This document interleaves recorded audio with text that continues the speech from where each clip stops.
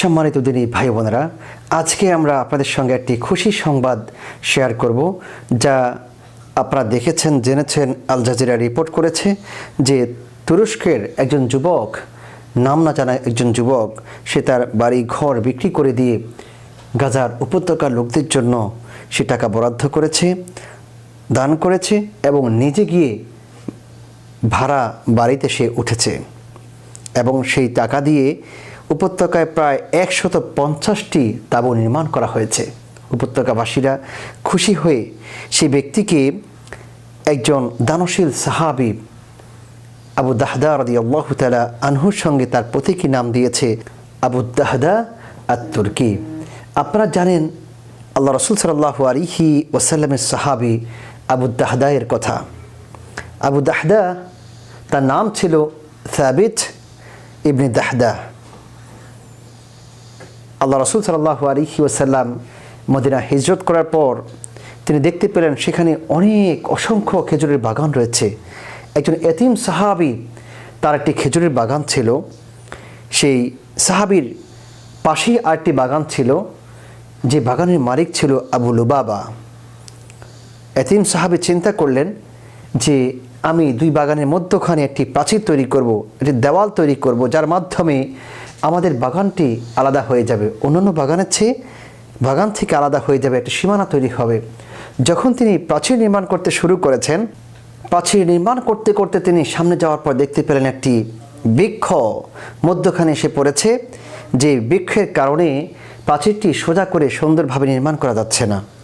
আর সেই গাছটির মালিক হচ্ছে পাশের বাগানের মালিক আবু লুবাবা। আবু লুবাবার কাছে গেলেন, গিয়ে বললেন, আবু লুবাবা, আমাকে হয়তোবা এই গাছটি দিয়ে দাও, আর না হয় তুমি আমার কাছে এই গাছটি বিক্রি করে দাও, কারণ এই গাছের কারণে আমি সুন্দরভাবে প্রাচীর বা দেওয়াল নির্মাণ করতে পারছি না। আবু লুবাবা বললেন, আমি কোনোটাতেই রাজি নই, আমি তোমাকে দানও করব না, বিক্রিও করব না। এতিম সাহাবী নিরুপায় হয়ে রাসূল সাল্লাল্লাহু আলাইহি ওয়াসাল্লামের কাছে গেলেন, গিয়ে বললেন, ইয়া রাসূলুল্লাহ ও ইয়া হাবিবাল্লাহ, এই ঘটনা, আমি প্রাচীর নির্মাণ করব, সামনে একটি গাছ পড়েছে, সেই বৃক্ষটি হচ্ছে আবু লুবাবার, কিন্তু সে রাজি হচ্ছে না। আল্লাহ রাসূল সাল্লাল্লাহু আলাইহি ওয়াসাল্লাম আবু লুবাবাকে ডেকে পাঠালেন। আবু লুবাবা আসলো, আসার পর বললেন, আবু লুবাবা, তোমার একটি বৃক্ষ দেওয়ালের মধ্যখানে পড়েছে, প্রাচীরের মধ্যখানে পড়েছে, তুমি এই বৃক্ষটি দিয়ে দাও।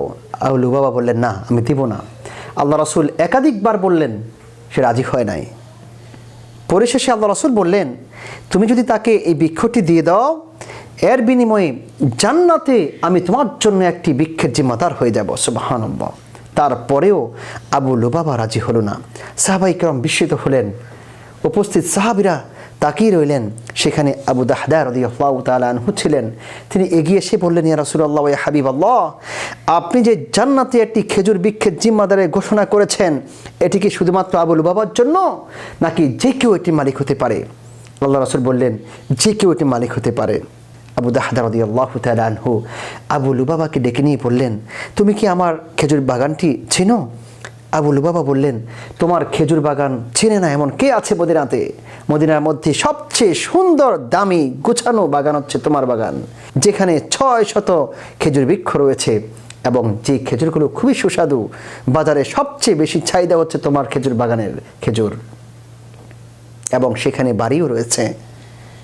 আবু দাহদা বললেন, আমার এই 600 খেজুর বৃক্ষের এই বাগানটি যদি আমি তোমাকে দিয়ে দেই, তুমি যদি এর বিনিময়ে আমাকে ওই খেজুর বৃক্ষটি দাও যা রাসূল সাল্লাল্লাহু আলাইহি ওয়াসাল্লাম চেয়েছেন, তুমি কি রাজি হবে? আবু লুবাবা বললেন, কি বলছো তুমি? তুমি কি সজ্ঞানে বলছো? সাহাবায়ে কেরাম দিকে ফিরে বললেন, দেখছো আবু দাহদা কি বলছে? যখন সকল সাহাবায়ে কেরাম সাক্ষী হলেন, তখন আবু লুবাবা রাজি হয়ে গেলেন। আর তিনি সেই খেজুর বৃক্ষটি নিয়ে তিনি বললেন, ও এতিম সাহাবী, নাও, আমি তোমাকে এই খেজুর বৃক্ষটি উপহার দিলাম। এবার রাসূল সাল্লাল্লাহু আলাইহি ওয়াসাল্লামের কাছে এসে বললেন, ইয়া রাসূলুল্লাহ, আপনি যে জান্নাতের খেজুর বাগানের জিম্মাদারিত্বের ঘোষণা করেছেন, আমি কি সেই খেজুর বৃক্ষের মালিক হতে পেরেছি? আল্লাহ রাসূল সাল্লাল্লাহু আলাইহি ওয়াসাল্লাম খুশি হয়ে বলতে শুরু করলেন, কাম মিন ইযকি রাদাহিন লিআবি দাহদা ফিল জান্নাহ, জান্নাতের মধ্যে কত খেজুরের বাগান আবু দাহদার জন্য অপেক্ষা করছে।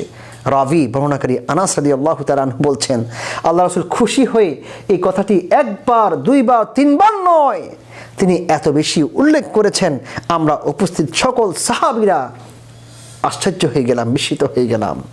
এবার সাহাবী আবু দাহদা আস্তে আস্তে করে নিজের বাগানের কাছে গেলেন। বাগানের বাইরে থেকে তার স্ত্রীকে ডাকছেন। শুনতে পেলেন স্ত্রীর আওয়াজ, স্ত্রী কাজ করছে ভিতরে, সন্তানদের আওয়াজ শুনতে পেয়েছেন। উম্মে দাহদা বাহিরে আসো। উম্মে দাহদা আশ্চর্য হয়ে গেলেন, কেন আজকে আবু দাহদা বাগানের ভিতরে না এসে বাহির থেকে আমাকে ডাকছেন। যখন তিনি বাহিরে গেলেন, যাওয়ার পরে বললেন, যাও তুমি তোমার সন্তানদেরকে নিয়ে কিছু প্রয়োজনীয় জিনিস নিয়ে ঘর থেকে বের হয়ে আসো, এই বাগানকে আমি বিক্রি করে দিয়েছি। উম্মে দাহদা আশ্চর্য হয়ে বলতে লাগলেন, এত দামি বাগান তুমি কার কাছে বিক্রি করেছো? কত টাকার বিনিময়ে বিক্রি করেছো? তখন আবু দাহদা বলতে লাগলেন, আমি জান্নাতে একটি খেজুর বাগানের বিনিময়ে রাসূল সাল্লাল্লাহু আলাইহি ওয়াসাল্লামের প্রতিশ্রুতির আলোকে সেই খেজুরের বাগানের বিনিময়ে আমার দুনিয়ার খেজুরের বাগানকে বিক্রি করে দিয়েছি। এবার উম্মে দাহদা বলতে লাগলেন, আবু দাহদা সত্যিই তুমি একজন লাভজনক ব্যবসায়ী। সুবহানাল্লাহ, সুবহানাল্লাহ। সম্মানিত দিনী ভাই বোনেরা, জান্নাতে একটি খেজুর বাগান, তার মূল্য কত? বর্ণনা এসেছে, কোনো একজন অশ্বারোহী ঘোড়ার সাওয়ারি অবস্থায় যদি সে একটি খেজুর গাছের ছায়ার এক মাথা থেকে দৌড়াতে শুরু করে 100 বছর দৌড়ানোর পরেও সে খেজুর বৃক্ষের ছায়া সে অতিক্রম করতে পারবে না।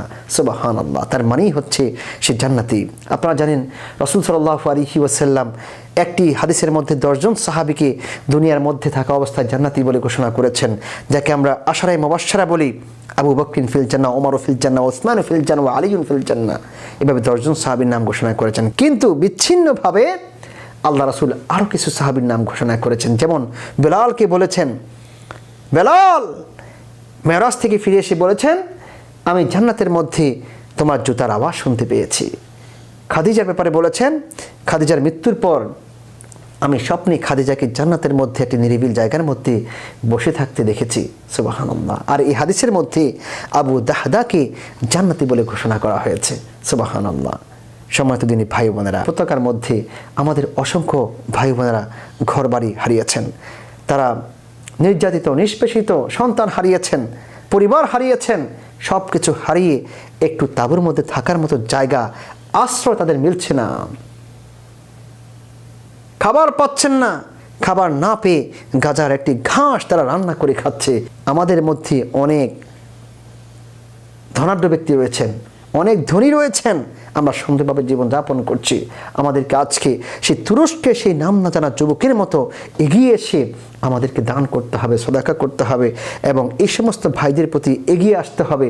আল্লাহ সুবহানাহু ওয়া তাআলা আমাদের সকলকে উপত্যকার ভাইদের অবস্থা অনুধাবন করার এবং তাদের সাহায্যে এগিয়ে আসার তৌফিক দান করুন। আমিন।